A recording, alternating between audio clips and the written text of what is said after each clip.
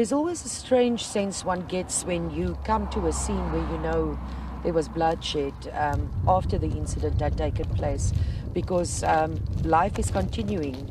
There's birds singing, cars are traveling on the road that was closed. The yellow line behind me that you see is where police cordoned off the entire area, because the incident actually took place in about a kilometer from here in the distance.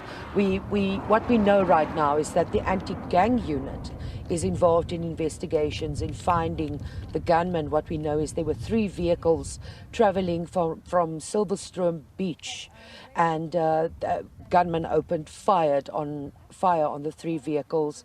And then, of course, we know that 5 people between the ages of 18 and 30 lost their lives, and another 5 people had to be taken to medical health facilities after sustaining gunshot wounds. Other than that, right now, we don't know much more. Police is keeping mum, saying that the investigation is underway. They have opened dockets for murder and attempted murder as a result of this shooting. But this is just one of spate that we've seen since the beginning of the year, of mass killings, if you will, of people, not just here. This is actually an area where we understand, people do not want to speak on camera, where they don't see this kind of action taking place quite often.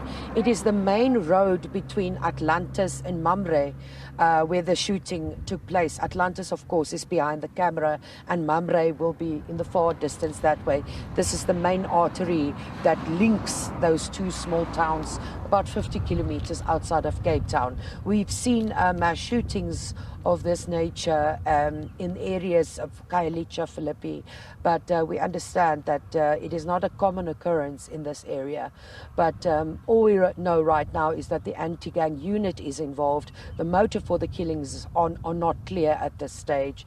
As the investigation unfolds, we hope to get clarity on the matter, but just the mere fact that the anti-gang unit is involved gives some clue as to the severity of this shooting.